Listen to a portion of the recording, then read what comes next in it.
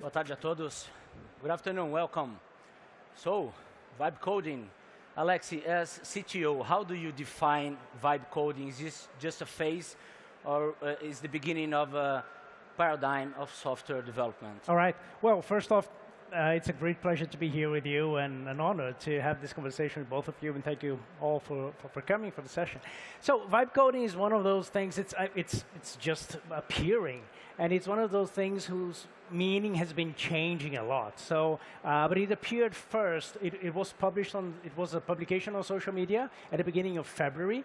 I have the publication, I have the post, so I won't read the whole thing because it's a bit long, but I think it helps us to understand what is it that was published. So the original publication was, there's a new kind of coding I call vibe coding, where you fully give in to the vibes, embrace externalities, and forget that the code even exists.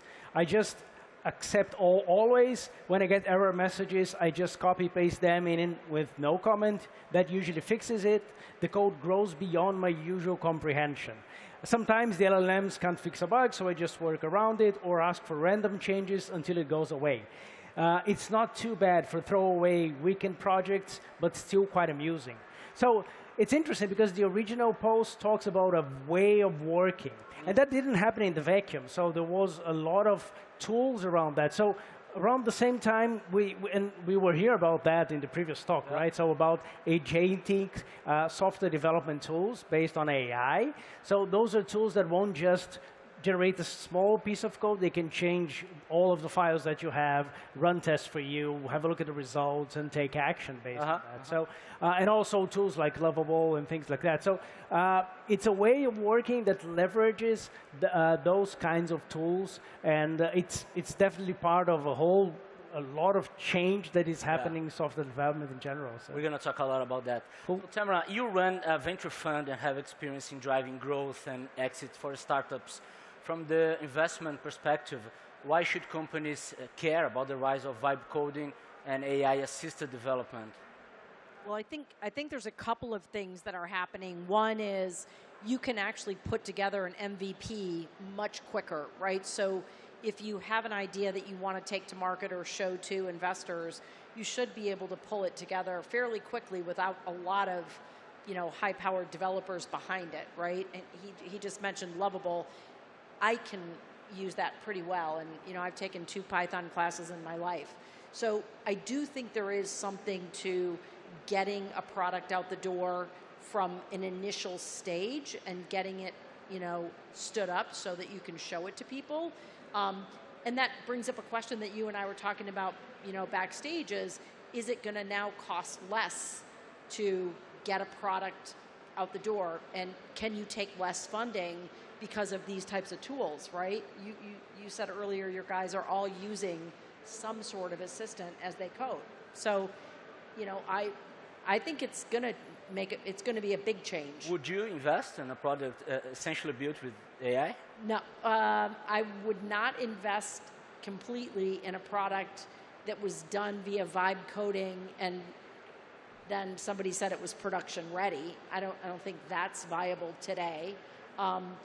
I could invest on an idea that had a really good demo to show me how I could get there in the market. So yes and no. Yeah, okay. Alexi, can you give us some specific examples of how vibe coding is being used with development workflows? Yeah, sure. I mean, in part, it depends on the definition that people are using. We have a lot of people using that to learn and to study and for personal projects. I think prototyping is a very specific use case. In my opinion, conversations about ideation and those kinds of things, it might change completely because now you can, in 2 minutes spit a working thing you can have a concrete conversation on.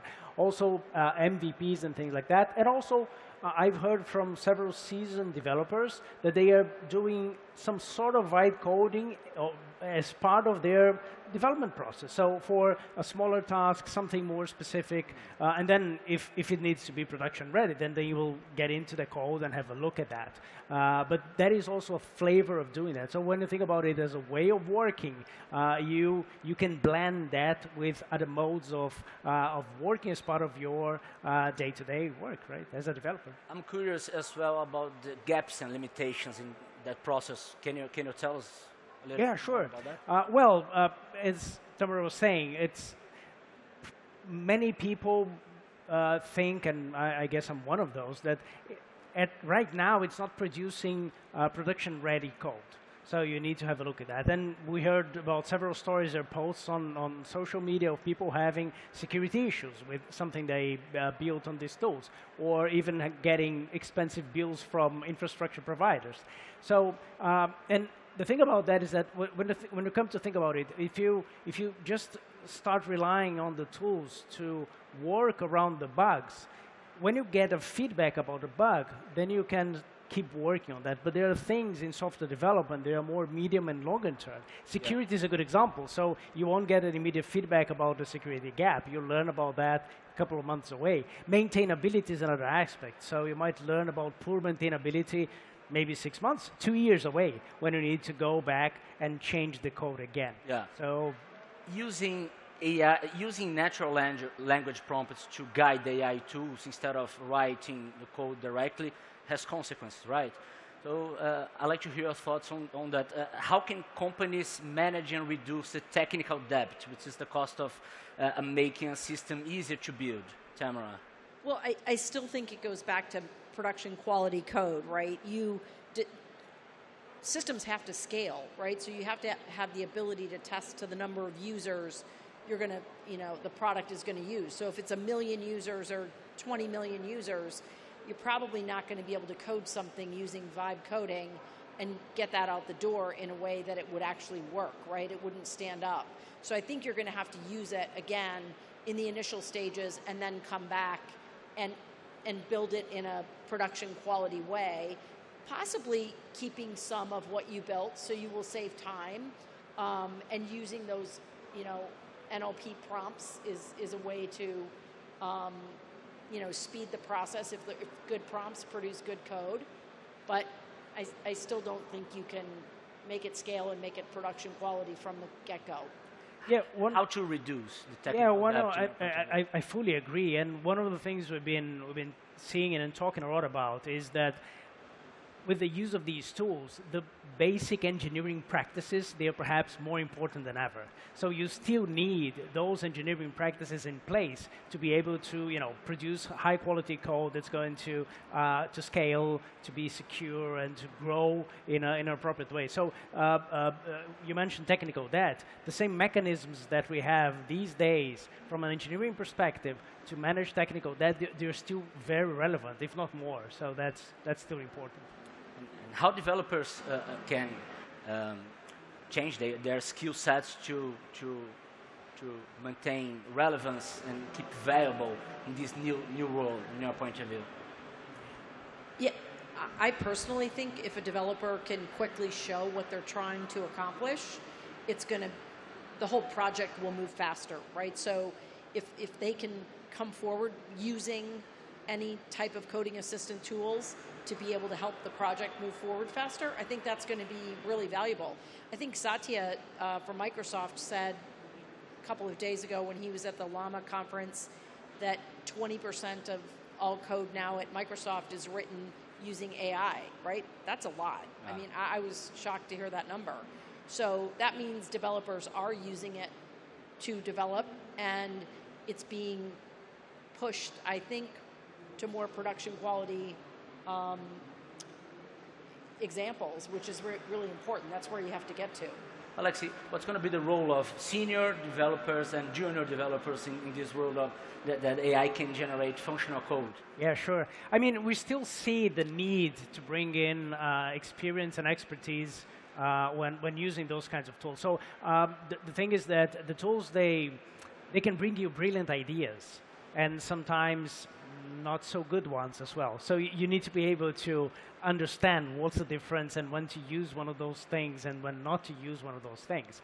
Also, when it comes to things like architecture, where you have trade-offs, you require judgment. That is something that human beings are much better at doing than machines at this stage. That is something that's probably going to become very, very important.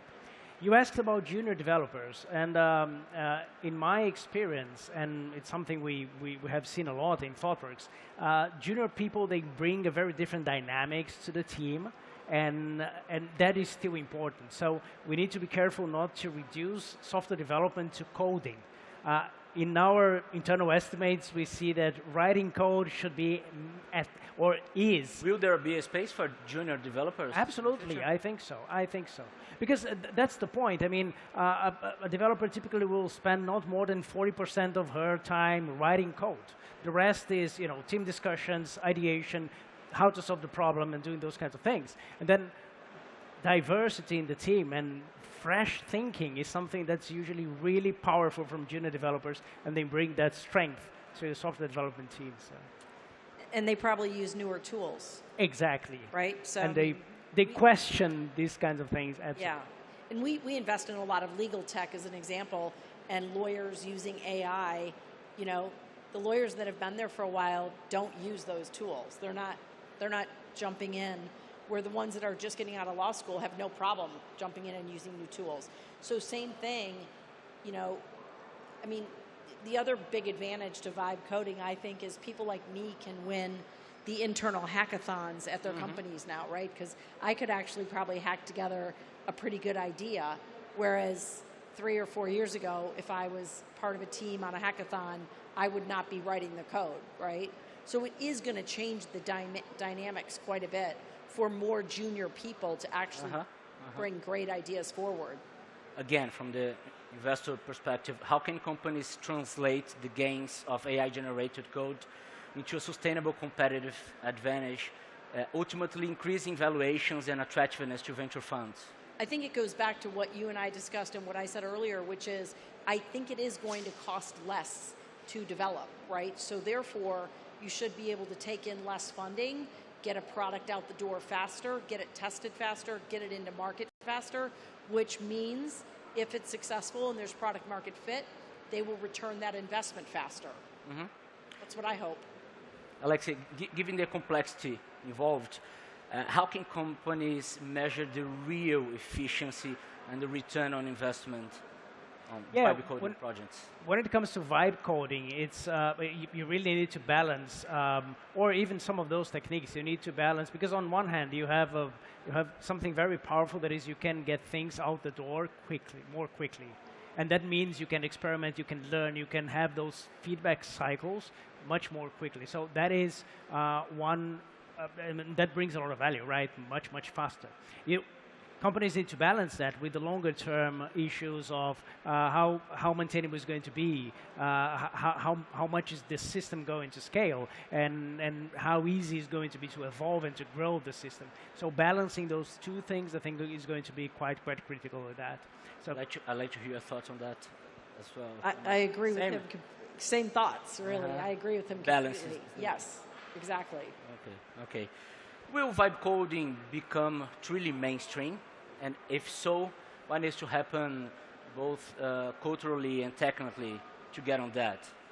Yeah, I think it depends a little bit on the definition. If you think about that mode of working as part of a developer's life, I think it's already happened. If you think about prototyping, it's probably already happened. If you think about personal projects, learnings, it's already happened.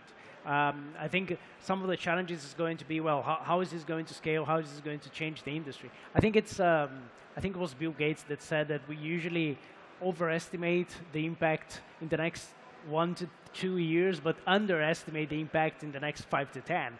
So we're in this very interesting moment of lots of changes in the industry. So I think it's fantastic. How about you? Yeah, agree. I think there'll be more opportunities for startups to get a product out quicker. So we'll see more in the market, more ideas. And I think we're starting to see that now. So I would say it's almost mainstream as far as the initial use case. Will it take over and produce production quality code? Eventually, yes, I think it will. How does that sound to all investors in general when it comes to the future of development workflows? Do you think they bet on that for the future? I think most investors think the same way I think, which is you should be able to do more with less, right? So can we invest less and you get the product out the door faster and we both make more money, right? That's how we think about it. Okay, so I guess we agree that this is not the end for devs, right? No, I don't think so. So not quite yet. So do you believe in a world more co-pilot than autopilot when it comes to software development, right? Yeah, I think so. And when we look at the history of digital technologies, when you think about it from the perspective of the developer as a professional growing her career, I think it's the curse and the wonder of this career, right? You always need to learn new things. You need to start using new tools, deal with new types of problems, new environments, and things like that. I don't think I'll tell you my age, but when I started developing software, it was very, very different than the things we do right now without AI. So those changes, they have always been part of digital technologies, and they'll continue to be part. So yeah. Yeah, I agree. And when you and I met a couple of weeks ago, you had said every developer uses some sort of assistant now, depending on what they're developing. And it was interesting because I thought, wow, I haven't checked with our engineering team on that comment. And sure enough, I did. And in fact, yes, everybody is using some sort of assistant to help them, both either with quality, checking. So I think it's there. And, you know, again, Microsoft said 20% of their code. What's it going to be next quarter? Is it going to be 50%? Probably. Let's talk about the future for the final question. Will vibe coding help to democratize AI creation for code? And what are the implications on that in your point of view? Well, I think so. I think these tools can help people get interested about developing things. They can get people to experiment with technologies, and one interesting aspect of vibe coding specifically that is talked about in social media is the flow state you get into, and how fascinating that is. So I think it's a very interesting opportunity for people to experiment with that, and then get interested and learn more about technology. So yeah. Yeah, I agree. I think it's interesting that anybody can do a weekend project now. It's that easy, right? And I mean, I use Lovable, and I can hack together, and I don't have much background at all. So yeah, I think it definitely democratizes creating new code. All right, that's all we have time for. Thank you very much, Tamara. Thank you very much, Alexi. Thank you very much. Thank you all.